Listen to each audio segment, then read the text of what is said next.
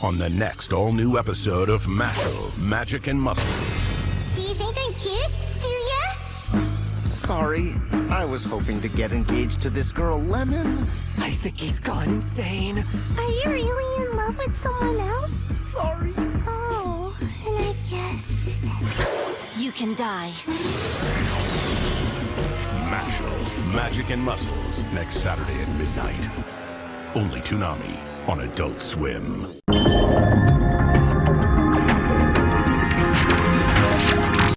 Hello everyone, welcome to our podcast, Toonami Therapy. It's January 22nd of 2024. I'm Michael. 2025. Darn it, I messed it up for the first time this year. Okay, January 22nd, 2025. I'm Michael. Yeah, hello, I'm Tommy.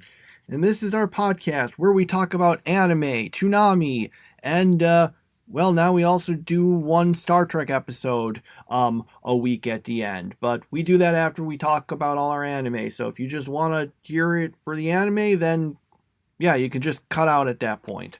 Unless we forget something important at the end and about anime and mention it. So maybe you should listen to it anyway. Why don't you just listen to it? Don't you think that we're just such charming individuals? You could hear us talking about any thing. We could like maybe talk about the weather. Like, how about that weather? It snowed a bunch today and it was very cold the last few days. Where I live anyway. I don't know about you. Yeah, same here. Yeah. See, that's the kind of hard-hitting excitement that you get to listen to on our podcast. But we probably should get to the actual stuff we're supposed to be talking about. So, here we go. We've got our Toonami series to talk about first. So we've got Mashle episode 8. Alright, so basically, let's see. Right, okay. So basically, Lemon gets like captured and controlled by the bad guys. So they're trying to go after her, but then end up basically in this underground area. And then, well, it's time for a bunch of one-on-one fights, it seems like.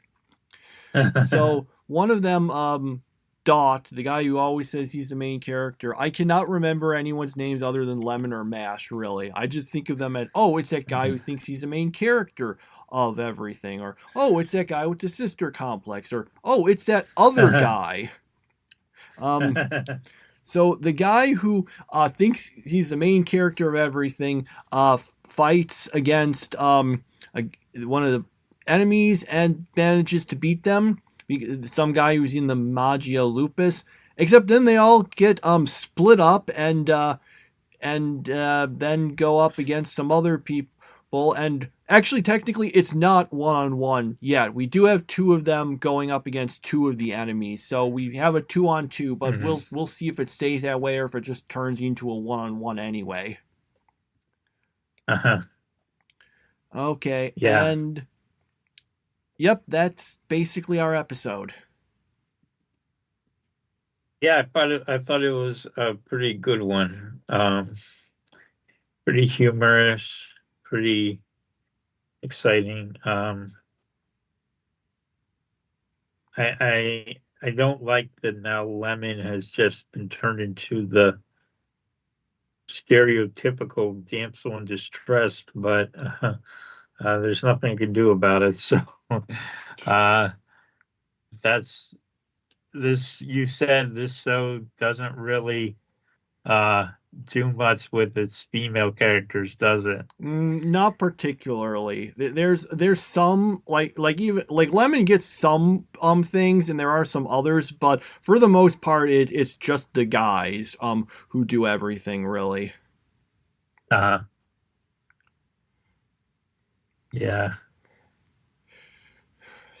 But yeah, You just gotta accept it and move on if you want to enjoy the show. So Yeah. we do. But yeah, there's some funny bits here. I like the part where the enemy's defeated, except he still manages to strike a cool pose, and they mention that. So yeah, kind of a straightforward, but has some funny bits. All right, then we got Blue Exorcist episode 9. Yep. And once again, I'm sitting here trying to remember what happened, even though this is the second time I've seen it. I actually remembered this one. Okay, so I'll go through it. All right, so we find out that the attack that they had in the previous episode was actually part of this exam, and how they dealt with it would be like the exam, but then everyone just passes. So I mean, I'm not sure why they did the whole thing of, well, we'll see how each of you did. And I'm like, well, you all just passed, so why don't you say everyone passed? It's like, yeah, you passed as a group or whatever. Okay, so then, meanwhile, so yeah, Rin just gets attacked by this guy who's super angry because he's like, oh, well, Satan killed all the exorcists I liked and stuff. And he's like, well, yeah, but just because I'm and wants to kill Rin, except then but then Rin's like, well, yeah, but you know, I don't like the guy either, you know. Fight, they of course Rin manages to survive because he's the main character. I still want to see that happen in a show. Like, just 8 episodes and the main character dies, and then the whole series is about someone else. Just watch Oshinoko. That's more than 8. That's more than 8. I would not count that for several reasons, but I don't know how much spoilers I want to give into it. But back. I don't think that's the case. Yeah, important character dies early on, but they weren't. I think it was pretty clear that they were not the main character. It was someone else who was the main. The main character we knew was the main character. It's just an important character, but not the main character. What was the person who died? And I won't get any farther than that. Spoilers. Anyway, so now I lost track. Was there something what was I saying about Blue Exorcist? Did I miss something? I just remember they beat the guy, but then they don't kill him, and he's like, oh, he seemed to kind of say, oh, I guess you're okay then, or something like that, if I remember correctly. That's the part I'm a little hazy on. And then that director of the school is planning something sinister. Yeah, the Mephisto, because with a name like that, how can you not trust him? Yeah.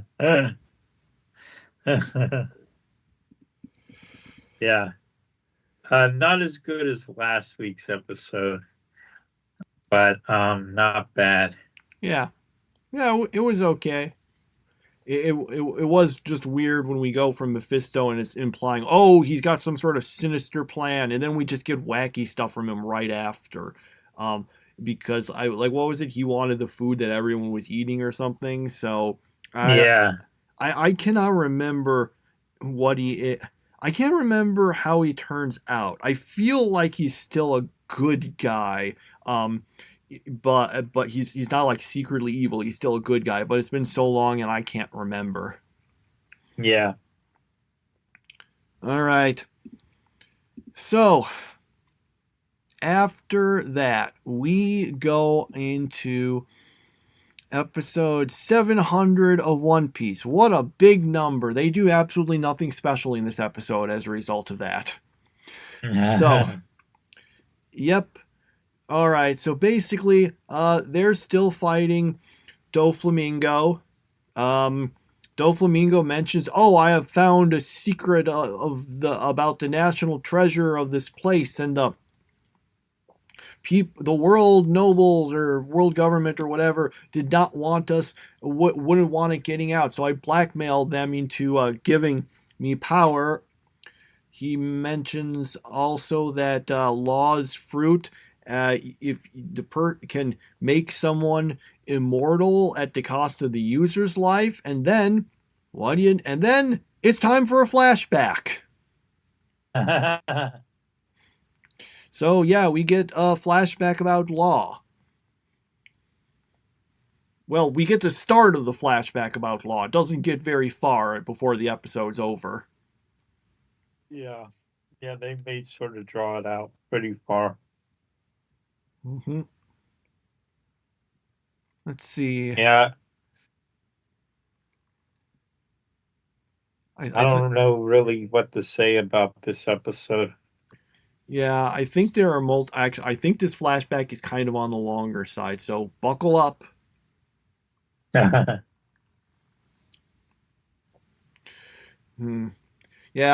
Well, it's a one-piece flashback, and that means someone has to die in it, but it's kind of obvious. I mean, it talks a bunch in the flashback about how Law has some disease and he's going to die soon, so obviously Law is going to die. Now, I'm not sure exactly how that'll square with the fact he's alive currently, but I guess that's just a plot hole of some kind. Okay. Yeah. All right. That's it for One Piece. I guess we'll move on. We got Yu Yu Hakusho episodes 37 and 38. All right. So our heroes now have to go up against another team right away. They have some person who claims to be a nurse come out to like inspect them for injuries, and ends up taking Hiei and the masked fighter out and imprisoning them in this force field. Also, we get also very abrupt fan service in a series that has had absolutely none up until this point. With her, that was a little weird. Not sure why. But yeah, I guess she's just wearing all this weird noodle stuff. So yeah, whatever. Anyway, so they're out. So it's up to just the three remaining people. One of which is Kuwabara, who's all beaten up. The good news for them is that Kurama is able to beat the next guy who has like special makeup power. But while the guy does die, he splashes Kurama with his blood, which is actually where he gets the makeup stuff to seal away his what do they call it? I think they say inner power, spiritual power, his spiritual pressure, basically. So Kurama then has to fight the next guy without that, but he basically through the anime version of Technobabble manages to find a way to get it and win. But then he falls asleep, and the next guy is like, well, I guess I'm just going to beat you up a bunch while you're asleep because you're still in the ring. And that's our episodes. Yeah. Maybe it was the fact that we had two of them instead of one, but I thought it was pretty entertaining this week. Mm-hmm. And yeah, I'm interested to see how those people are going to get out of that force field thing.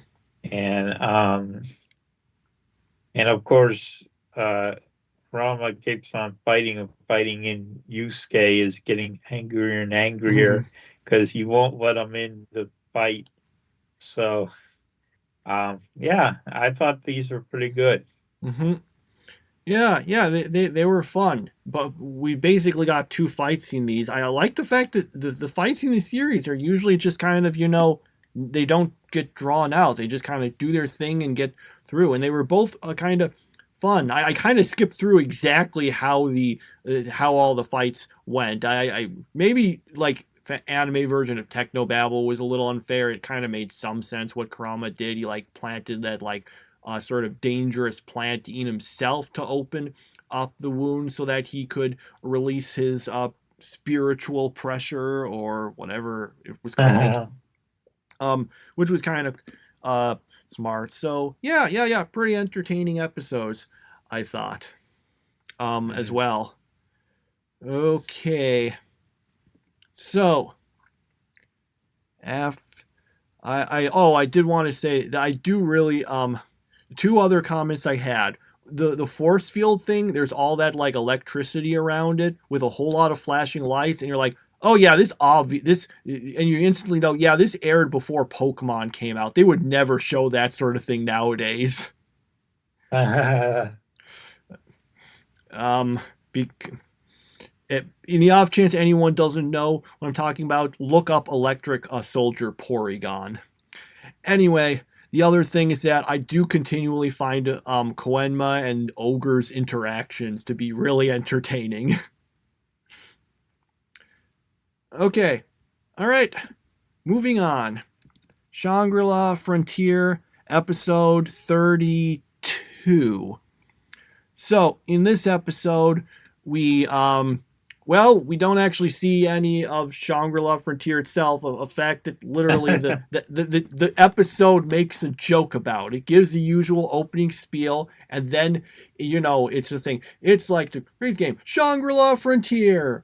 Pause. But not today. Yeah. Okay. Anyway, so basically in this one, what was the name of the game? Nephilim Hollow, that's it, where you play in giant robots. So Sunraku is returning to the game for, I guess, inspiration. He gets challenged by by Rust, this other player who he got a draw with before, because she wants to fight him again and beats him. But Sunraku's like, well, look, I've been out of this for 3 months. I don't have any of the upgraded stuff. So they agree to, have another one. And, then Sunraku gets some help from, I think his name was, Super Ball Man. That was his handle. So he puts this kind of mech together. They start the next fight. A bunch of stuff happens, and the episode ends with Sunraku apparently getting some kind of strong hit in on Rust, because his robot is able to snip off like the arm of her robot. Which is where our episode is over. Mm-hmm. Yeah. Aside from that joke at the beginning, I did not find one part of this episode entertaining. I feel like I don't know, just watching someone is like, okay, I'm going to play a different video game today. Like, there's nothing that makes me care about it, because all we're watching is basically a guy play a video game. And, it doesn't matter what happens in it. In fact, none of these characters even matter, at least, well, I mean, I guess they matter at the moment, but we haven't really learned much about them, and we just left the whole world behind that we had been building up for the last 26 or whatever episodes. And I don't like it, and I really hope this show goes back to Shangri-La Frontier quickly before I just check out mentally, because I like Pentagon and the other person whose name I forget, and the bunnies and all those, and the bunnies, all those characters. I like those people, and if now say this was going on and we were having something to do with that girl who has a crush on Kurama. Oh, not Kurama. I don't know what his real name is. Senraku, the girl who has a crush on him. Maybe if she was part of this thing, maybe I would be more interested. But we don't even have that subplot. So, yeah, I'm just not a fan of this episode, and I just want to go back to the real game. I have some similar feelings, although I think I'm a little more positive. It does have the problem that, yeah, we're just thrown into this new game, okay, but it only involves Sunraku. And one thing I've learned that's we've definitely seen is, yeah, Sunraku himself is not enough to carry the show. You need other people around him. That was proved pretty definitively by the Golden Scorpion battle episode. Yeah.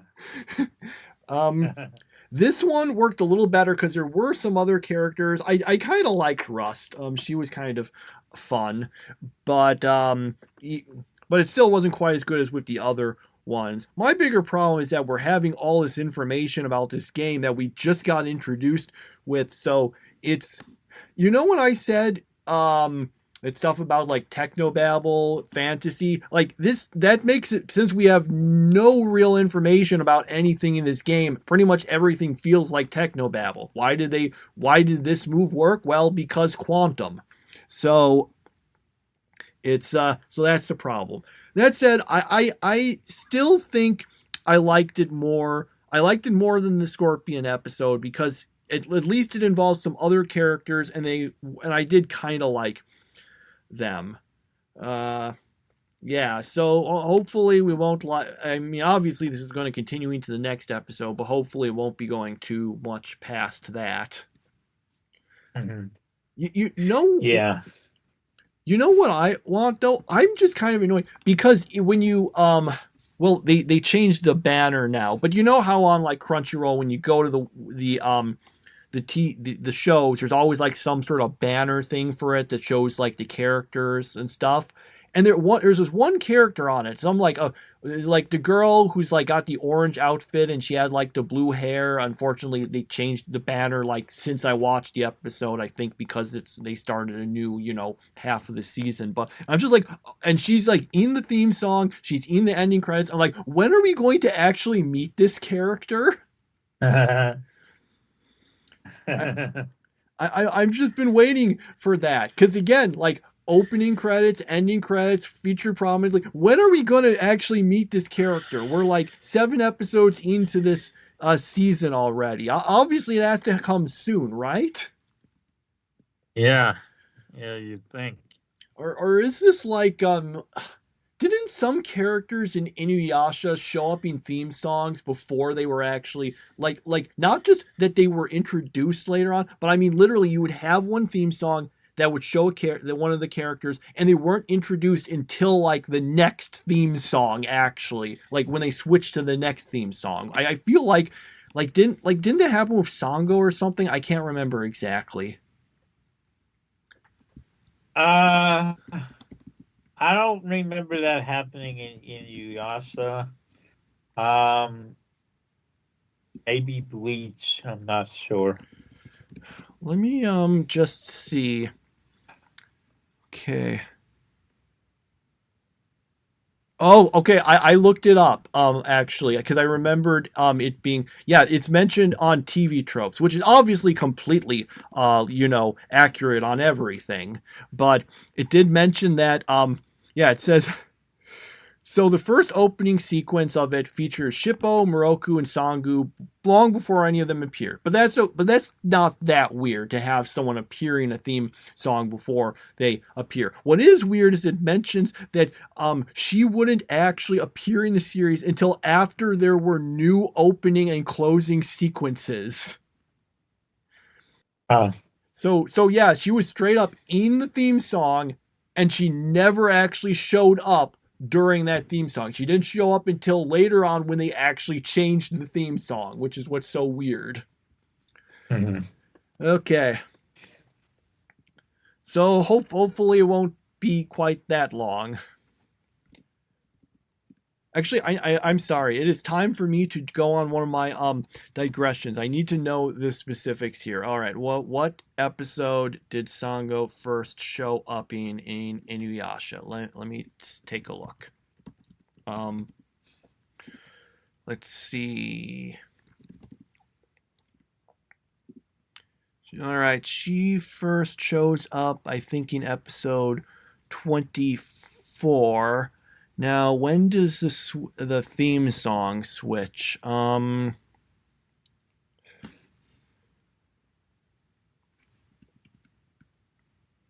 this thing, on the other hand, this thing is telling me that they changed the theme song in episode 34. But if she opened in first showed up in 24, darn it, did TV tropes get something wrong? I thought they were trustworthy. Or then again, I'm looking at Wikipedia, so maybe Wikipedia is the one that's wrong. I don't know. The point I was making was, I hope this character shows up again, and I won't go more on this digression because I have known from listening to podcasts that one very annoying thing is when people are don't know what they're talking about, and they're trying to figure out what they're talking about, and then they're giving information, but because they're just only looking at out now, they get some information wrong. So, anything else to say about that? No, I don't. All right. So, we get Blue Lock episode 28. So, basically, this one, it's got Reo, who's on Nagi's team in this thing. And actually, there are more characters this time in this match that we know than the previous one. Although, honestly, I can't think of much of any of them did other than, like, Reo and Nagi, who get really all the attention.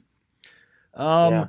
So, basically, I guess Reo discovers, oh, yeah, I'm not that great compared to all these other people. I'm just really good at everything, but not the greatest at any thing. Which was actually the premise of some manga I saw, where it's about this character who's the second best in everything, so people don't take him seriously, but because he's the second best in everything, it makes him super overpowered. So it looked like it was just one of those sort of like super overpowered series, so I didn't look at it. But legitimately, that's the thing. If you're like 99% in everything, I think you would still be pretty good, even if you're not 100% in anything.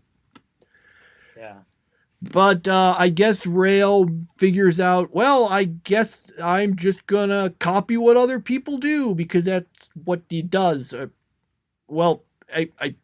guess that's what he does. I can't remember. Was that like a thing before now? But it is now, I guess, because he's called the Chameleon.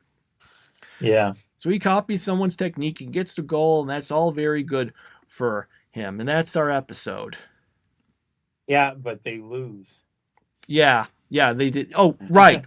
I got mixed up there. They lose. But he got the goal. So...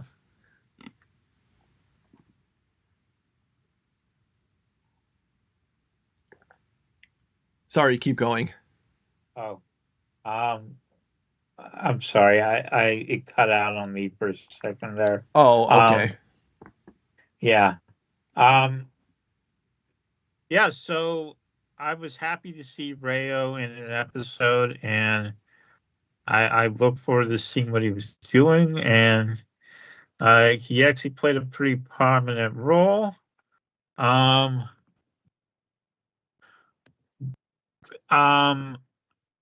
not really sure, like, what it matters whether teams win or lose, because it seemed like they lost and they weren't really all that upset about losing. So I'm a little confused as to what the stakes are for these games. Like, I guess they're not elimination games, but go ahead. What I understand is this works like this. You play, so there's like the top, I can't remember, 6 or something people. I can't remember exactly how many. And those are like, okay, these people are the core of the team. They're guaranteed to be in the team for this big game we're going to have against the U20 division. Or actually, technically, maybe they could be thrown out, but they're at least like the ones that are practically guaranteed to be there. But they still need, more people on the team because you need a certain number of people in a game of soccer. So everyone else basically, they like said, okay, I want to be on this person's team for this test thing, and each person gets to play one role, one basically, without trying to go through all the stuff there. The point is, obviously you want to win, but the big point is to try to show off your stuff to make the case that, yeah, you're really good and you will be one of the other people on the team for the big game. That's basically it. So theoretically, whether you win or lose doesn't necessarily seem that important, as long as you at least do a really good job. I see. Yeah. Of course, we go back to my complaint about how unrealistic this is, because you would never field a team of 11 strikers. But aside from that, I thought it was an entertaining episode. I I I just feel like they're insulting me as a sports fan, like like um like, let's say ICU 21, if everyone was a quarterback, that just wouldn't make any sense. They actually had different positions and they had to work together as a team. This is all okay. We're all about our proving that we're worthy of being on this team. If you but whenever you're on a soccer team, there are different positions to fill. You can't just have everyone play the same position. So while I liked the episode, I did enjoy the episode, especially because it had my favorite character featured. But I'm just feel so insulted by the fact that they seem to think that this actually makes sense to have teams of all strikers. So I don't know. Okay. Well, we'll see how that goes. Also, I looked it up. The thing I told you about, yeah, the manga was called Always Second, but actually Invincible. So I can't say whether it's good or bad. I never read it. I just remembered the premise about how it's this character who's the second best at everything, which actually makes him crazy powerful because it's the second best at everything. It at least looked like one of those more, what do you call them? The whole like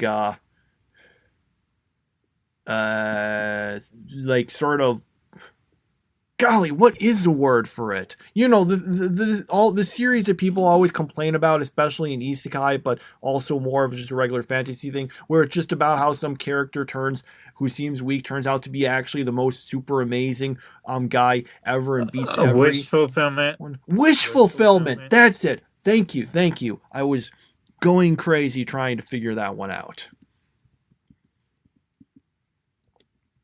Okay, that sort of thing. But maybe it's not. Maybe it's an enjoyable comedy. I have never read. Maybe I will look at this some time. But that, just in case anyone was curious, that's what I was referring to. Okay. So that's Blue Lock. And yeah, that's basically our discussion on the anime things. Shall we give our winners for the week of the Toonami and the non-Toonami series? Yep. Pretty easy pick for Toonami, obviously. That's Mashle. Non-Toonami, I kind of went back and forth between Yu Yu Hakusho and Blue Lock, and I decided on Blue Lock because it featured my favorite character. So yeah, Blue Lock gets that, and the best girl of the week is Lemon. Okay, I will pick Yu Yu Hakusho for my winner of this week, I think. All right. Yeah, Mashle too. Yeah. Oh, yeah. I Mashle. I should have said that. I completely skipped over it. Yeah, Lemon was my favorite female character of the week. Although Kamiki did get some screen time on Blue Exorcist, so that was nice. But um, Weren't you just yeah, complaining earlier this recording about how you were annoyed how Lemon was just turning to the damsel in distress? well, I liked the character, but I didn't like how she was being used. Fair So enough. And to be honest, yeah, there weren't that many actual female characters this week that did much anyway. Um, yeah, really. I guess there was Rust in Shangri-La Frontier, and well, there wasn't a single female character who showed up in Blue Lock, unless you like want to make a joke and list like Chigiri, who actually I don't even know if he was in this episode.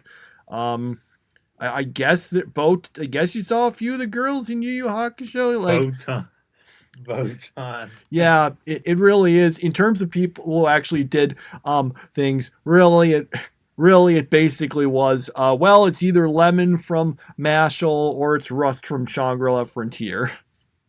Yeah. So I didn't really have much of a choice. So, but I did like what Lemon was like before she kind of got turned into a puppet or whatever. So yeah, I'm going with her this week, and we'll see if we can get some more female participation next week. We'll see. So, unfortunately, unfortunately both Yu Yu Hakusho and Blue Lock are series that don't have too much of the female characters doing much other. Well, I know there is a masked fighter, I guess. So there you go. You got a female character, important female character there, kind of. All right. So, all right. Anything else to talk about related to anime? I started to play the Birdie Wing video game. Mm-hmm. And man, is it a bad game. It is like one of those terrible games that Sunraku loves to play, because the game has English all through it, bad grammar, bad translation, just ridiculous stuff. And then the gameplay, not only is it very confusing how to play the game, but the computer players are like so unbeatable from the very first challenge that you, you're stuck. You're stuck. I'm stuck on like the very first thing. Like you have to do as well or better than the computer on the first three holes, but the computer got three birdies, which meant that I had to be perfect just to be able to tie and advance in that part of the thing. And it's not very easy right off the bat to learn how to do birdies. So, yeah, it's too hard, and it's not like it's like at least most video games they ease you into it, but this one expects you to be an expert at the game right from the word go, and and plus the dialogue and the visual novel stuff is just so nonsensical that yeah, it's not a very good game, unfortunately. So I have to bring that bad news about Birdie Wing. Yeah, I had heard that it was that it was I think I had seen a review before that said it wasn't that great. So, yeah, it kind of sounds like that was confirmed. Although you mentioning it being really difficult reminds me of I've never played it, but have you ever heard of Winnie the Pooh's Home Run Derby? No. It's like this sort of baseball game with the Winnie the Pooh characters, and a lot of people have noted that it was originally released as like a Japanese, just a Japanese game, but someone eventually made, but eventually there's an English translation. People have said that it's apparently really, really, really hard. For especially when you think about like a Winnie the Pooh game, you wouldn't think it would be super hard, but apparently it is really hard. And people like just make jokes about, how like unbeatable Christopher Robin is or something. It's a baseball game? Yeah, Winnie the Pooh's Home Run Derby. It's I think it's like a browser game. You can like just play it for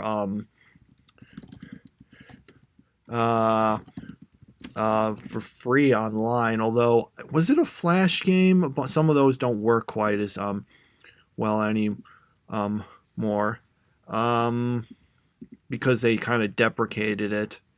Although I think a lot of the ones have what a lot of Flash games like they still run because there's some sort of replacement thing you do, and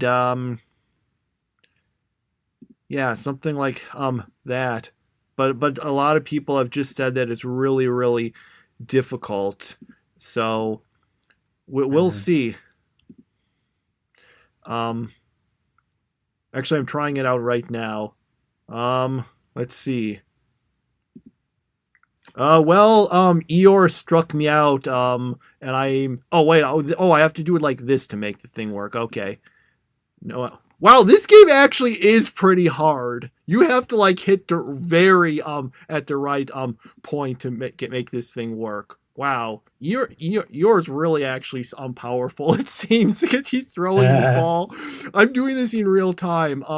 I think I'm probably playing this poorly, but yeah, it is a little surprising. Some of this stuff. So yeah, that was just what it reminded me of. If anyone wants to look it up, just do a search for Winnie the Pooh's Home Run Derby and see how you can do. Okay. Yeah. My other thing I wanted to talk about this week is that yes, I'm still reviewing Bleach once a day, and no, I don't have a good URL for my site yet, so we'll have to wait a little while until I can finally get myself a good URL. And for now, if you want to see my Bleach reviews, go to TommyAPhillips.com and click on the Anime Bull 2 link, and that will show you my reviews of Bleach. I think I'm on what episode? Today was episode 22. So we're past the point where Ichigo and pals have reached the Soul Society, and they just met Ganju, which is like when I realized like, wow, Ichigo makes a lot of rivals pretty easily. So yeah, he's got. I mean, already he's got Uryu, Renji, and now Ganju, and he's going to make more of them as we go along. So, yeah, Ichigo has a hard time getting along with people. That's something I kind of learned. So, yeah, that's what I'm doing right now. Okay. Yeah, I remember Ganju, yet another character was introduced as if he would be important and then didn't really end up doing that much.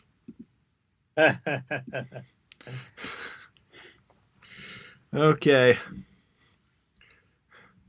Oh wow. I was trying this game again. I'm literally stuck on the first level of this thing. This game is hard.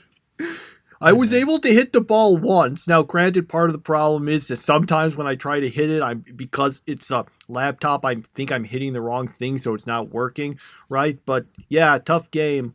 Sorry to just bring that up again. Oh boy. So now everyone knows. So back to have anything else to say, unfortunately, in regards to that. I don't have any special anime related news. Well, actually, technically there was. I guess I might as well mention. Right. There's one manga I've been following. Mission Yozakura Family. It was this manga. It was about this guy who kind of ends up joining this family of spies and going on missions and adventures and stuff. It was pretty fun, honestly. It just concluded. It had a pretty good ending on the whole.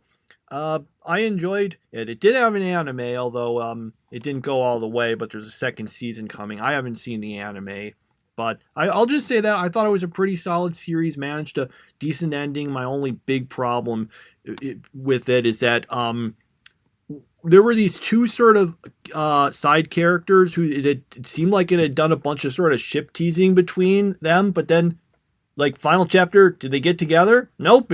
There's no mention of any of that. There's all this stuff. It's not like there's not like any hints in it. It's just like, okay, well, maybe, I don't know. It feels like they just forgot. The series just forgot about it.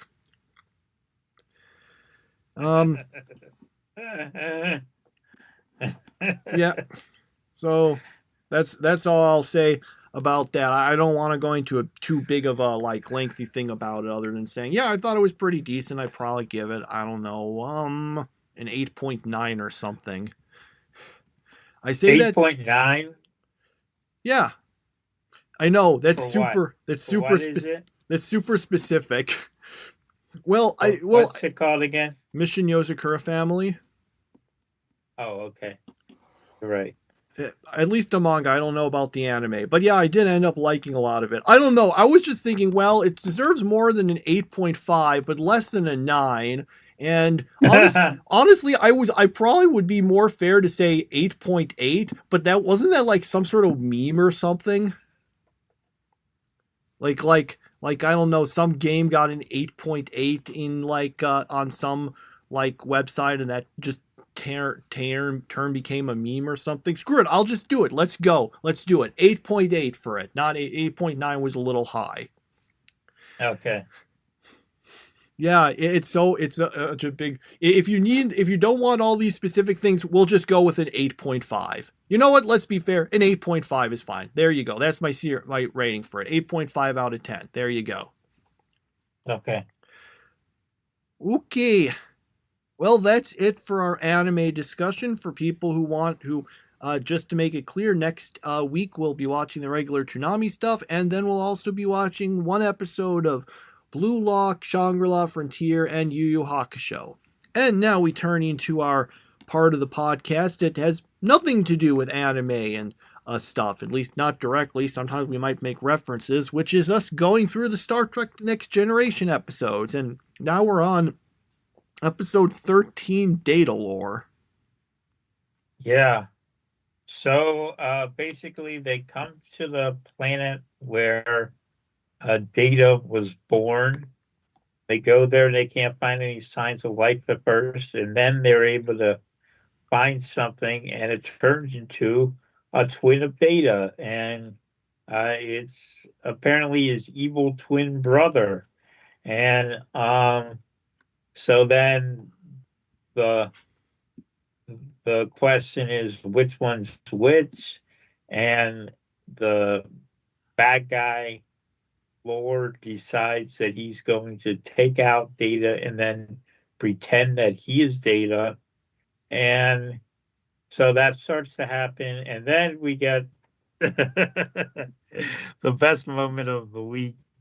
And what should make our title for this episode pretty obvious is that Wesley goes and he says, I know this might finish me as a acting inside, and Picard gives the classic line, "Shut up, Wesley," and his mother gets upset at him, but then he just keeps on talking. So then she says, "Shut up, Wesley," and I've read so much stuff recently about that line saying Picard was out of character, or that it completely ruined Wesley as a character on Star Trek.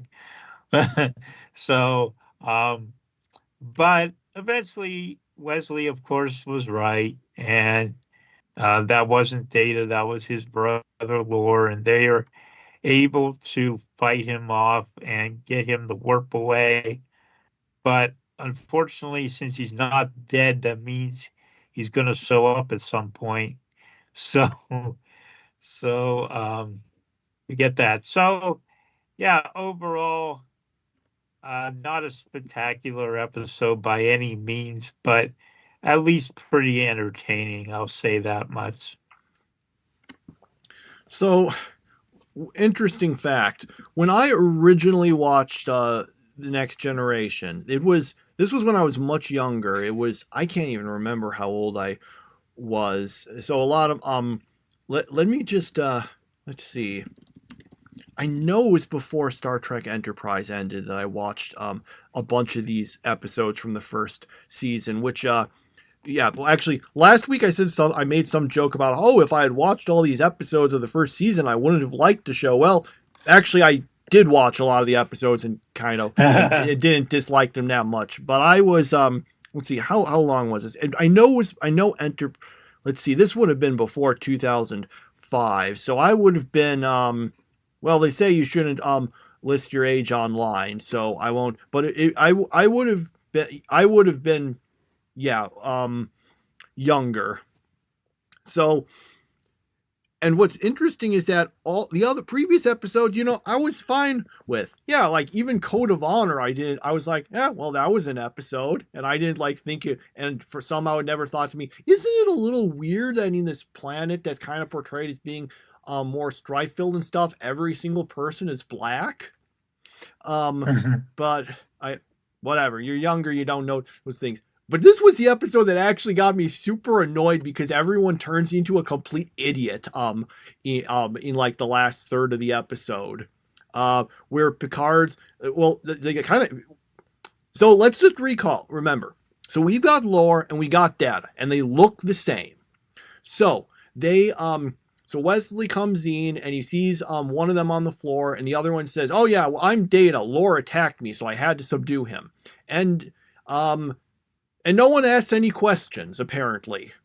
They don't say, "Hey, Data, can you say something only you would know?" Or they don't ask him something that he would know but Lore didn't. Everyone just said, well, case closed. Obviously it's Data who knocked out Lore and not the other way around. And then when Wesley tries to actually, that's the other weird thing. Because you might say, okay, well, everyone but Wesley is stupid because he notices it. But he's kind of dumb also because not only does he not, it take him a little while to realize it, he kind of does not explain it well at all. Like, Picard's, he's saying, well, I don't want to go anywhere with him. And he's talking about Lore, who's pretending to be Data, and Picard gets all angry and says, "You should show respect to a superior officer." And Wesley apparently does not think he should say, "Well, I think he's Lore. Shouldn't we check on that? That's the reason I said that, Picard." And it's only later on that he suggests, "Hey, maybe it's Lore." And then Picard just say, "Hey, I wasn't talking to you." And I'm like, okay, fine, but how do you not think it's the most obvious thing in the world that you should actually check to make sure, yes, this is Data? And that just drove me completely crazy because even as a dumb kid who didn't realize a lot of the other problems, I realized everyone's being a complete idiot in this episode for no reason. One other thing, this series is, they make a point about the fact that Data does not use contractions. He uses multiple contractions during this episode. Yeah. It's so weird that they call that out, and then no, he says it before, he says it later. It's so weird. But yeah, that's my big problem. Just everyone becomes so dumb. And Wesley, I guess, is the smartest, but he still can't find it in himself to actually explain anything. I know some people really like the whole "shut up, Wesley" line because they don't like Wesley. Like, yeah, Wesley's getting what's coming to him. I'm thinking, but that the context is that Picard is being a complete idiot and Wesley is being completely correct. That's not like, oh man, Wesley got what's coming. It's saying, no, this is just an example of why people hate Wesley.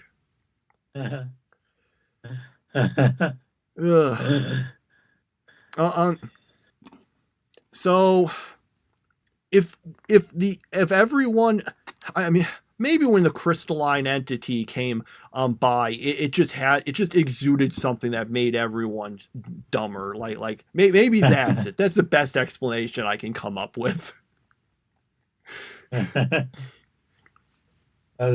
reminded me of something, but I can't remember what. Something that just caused everyone to act stupid. I forget where I'm thinking of. Yeah, I do. It does remind me of, there's this TV series called Community, and there's this one season where like the creator of the show, he kind of got fired from the show, but then he came back for the season afterwards, and at the beginning of the next season, someone says something like, there's a gas leak for a while that made everyone act really weird. To just explain any difference because someone else was in charge of the show. Well, it makes more sense than, what was that show? There's that one show. It had that really kind of famous thing where it had this one season, and then at the end, it just like was saying, nope, that whole season was a dream. Roseanne? No, not Roseanne. And that was it wasn't the end. What happens with Roseanne is at the end it turns out the final season was like fictional, or where they won the lottery was fictional, and that she like changed other things or something. It was something else. Was it Dallas? I think it was Dallas I was talking about. Let me look it up. Dallas. No, I'm looking up the series, not the city. Yeah, like Roseanne, it was all bad fan fiction, and then there was the thing where Roseanne died of a drug overdose. I mean, and whenever I said that Roseanne died of the drug overdose, my dad actually thought I was talking about the real life Roseanne. So he was like, well, that's not surprising. You knew that was going to happen at some point. And I was like, no, not the real Roseanne. Yeah, let me just see. When was this revealed exactly? Was it? I'm just looking up the Dallas. Was it this next season or? Yeah, I can't remember. I can't tell if it was at the end. So season 9, the whole thing was a dream. None of it happened, and I'm not sure if that happened at the end of that season, if it was revealed then, or the start of the next season. But yeah, none of them happened, including a character dying. It just didn't happen. I think it was one of those things where like the writer's like, yeah, we didn't like that. Forget it. It never happened. So I never saw Dallas, actually. I know all I know about it is that, and the fact that there's this one big cliffhanger called Who Shot JR, about who shot JR, which I feel nowadays might be better remembered by the thing where the Simpsons parodied it with this episode called Who Shot Mr. Burns, which literally ends on the cliffhanger and then it's resolved in the next season. Okay. Yeah, that was one of the highest rated television shows of all time, that Who Shot JR episode. So yeah, but I don't really know too much. That's all I know. Those two things, and I don't know anything else about the series. Does it even take place in Dallas? Let me look it up. I don't know if it takes place in Dallas or if it was just named after because of someone. Let's check. All right. Yep. The series is largely set in Dallas, Texas. Okay. So the series called Dallas takes place in Dallas. Now, back to Star Trek. So yeah, that's the big issue I have with the episode. Well, there's two. The first is unfortunately the first like third or that it has a problem that this episode kind of has when you rewatch it, because the first time it's like the problem with previous episode. Well, wow, holodeck malfunction. What a new idea is what people would have thought then, but not now. And here it's like, well, yeah, I know lore's evil, so all this stuff in setting it up and things is just kind of feeling a little boring because I already know that's what's going to happen. Maybe I think my problem is the fact that they just spent so much time reconstructing him before him coming out. Also, I'm not sure, but it seems to me like Data and Lore called each other brother more often than Ed and Al did in Full Metal Alchemist. So yeah, that's my thoughts. Again, just big problem. People just turning kind of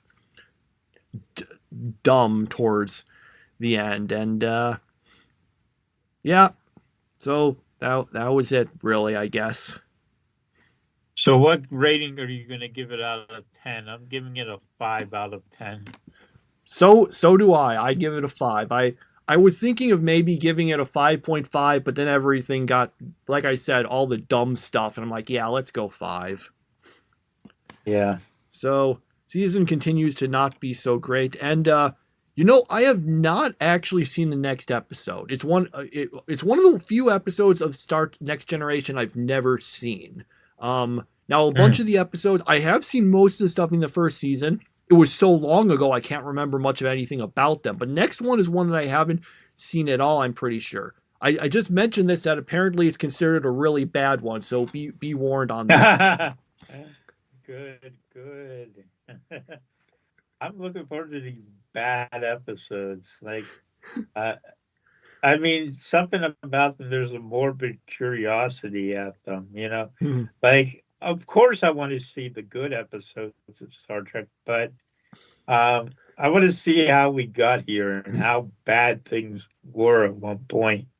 I mean, I guess we've gone through a lot of the really horrible ones already, and unfortunately I can't remember much about most of them except that they were bad.